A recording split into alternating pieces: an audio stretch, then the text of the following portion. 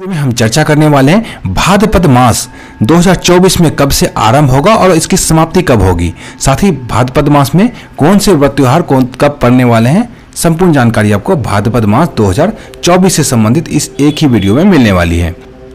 तो वीडियो में हमारे साथ अंत तक बने रहिए। मित्रों, भाद्रपद मास आपको बताने के लिए मैंने यहाँ पे सहायता लिया है रूपेश ठाकुर प्रसाद पंचांग का। यह उत्तर भारत का, जैसा कि आप सभी जानते हैं, एक प्रसिद्ध पंचांग कैलेंडर है। आपके घर में भी कभी न कभी जरूर आया होगा ये। तो इसमें ही हम जानकारी लेंगे भाद्रपद मास की। तो सबसे पहले यहाँ पे मैंने अगस्त का पेज जो है वो खोल रखा है। अगस्त में ही भाद्रपद मास आरंभ होगा। यहाँ पे सबसे पहले ऊपर ही देखेंगे लिखा हुआ तारीख 20 से भाद्रपद मास प्रारंभ, अर्थात 20 अगस्त से भाद्रपद मास जो है वो आरंभ हो जाएगा। तो आते हैं, देखते हैं 20 अगस्त को देखेंगे। यहाँ पे लिखा हुआ भाद्रपद मास की कृष्ण पक्ष की प्रतिपदा तिथि, अर्थात भाद्रपद मास जो है 20 अगस्त को आरंभ होगा। जैसा कि आप सभी जानते हैं कि हर माह में दो पक्ष होते हैं, पहला कृष्ण पक्ष है, दूसरा शुक्ल पक्ष।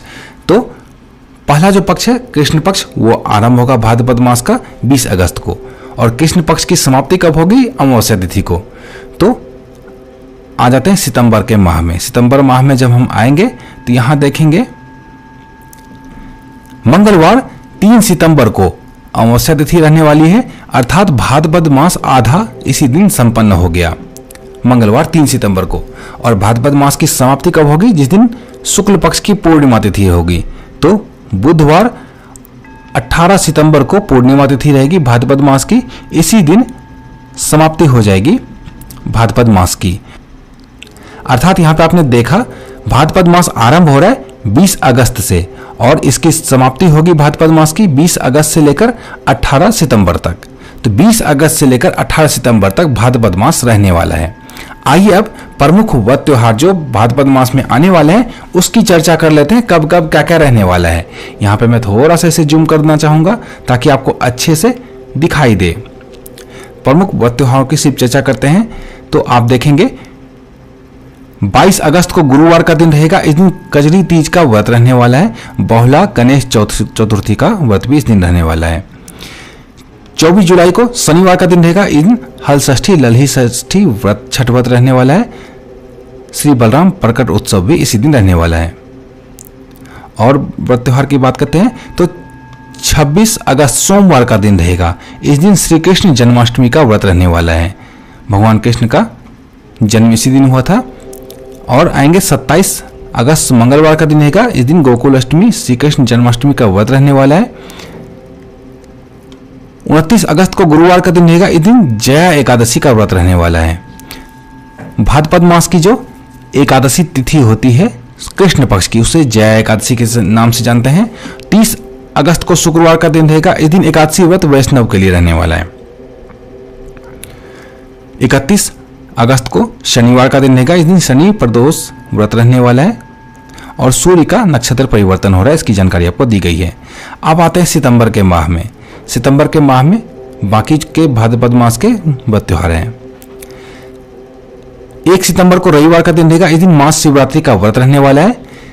2 सितंबर को स्नान दान श्राद्ध की सोमवती अमावस्या रहने वाली है।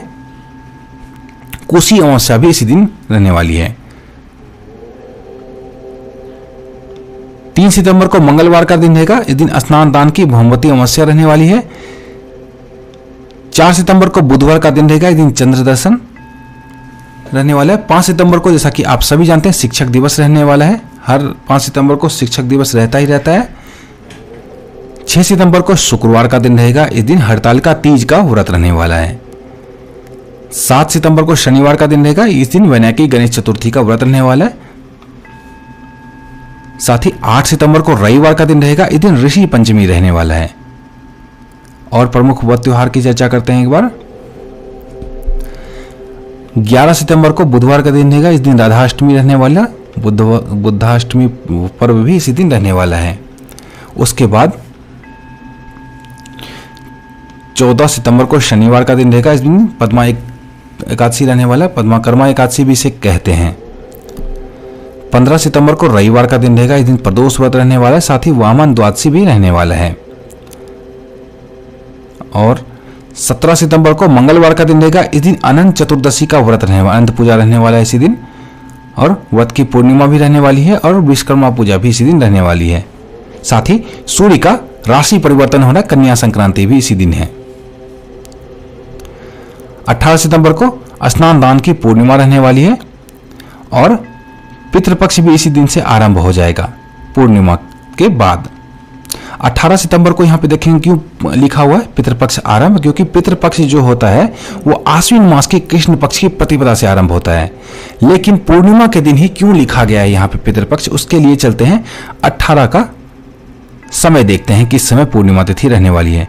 देखेंगे भाद्रपद मास के शुक्ल पक्ष की पूर्णिमा तिथि जो रहने वाली है दिन के 8:41 तक ही है इस दिन, अर्थात उसके बाद आश्विन मास की कृष्ण पक्ष की प्रतिपदा तिथि आरंभ हो जाती है।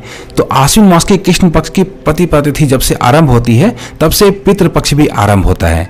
लेकिन यहां देखेंगे अपराह्न में इस दिन आश्विन मास का प्रवेश हो जाता है, तो अपराह्न में ही पितृपक्ष की पूजा होती है, तो इसी दिन से पितृपक्ष भी आरंभ हो रहा है। इस बात का ध्यान रखिएगा और इसमें किसी भी प्रकार के कंफ्यूजन में नहीं पड़ना है। सुबह पूर्णिमा है और अपराह्न में पितृपक्ष का कार्य किया जाएगा। तो ये छोटी सी जानकारी थी भाद्रपद मास के बारे में। मुझे उम्मीद है आपको पसंद आया होगा वीडियो।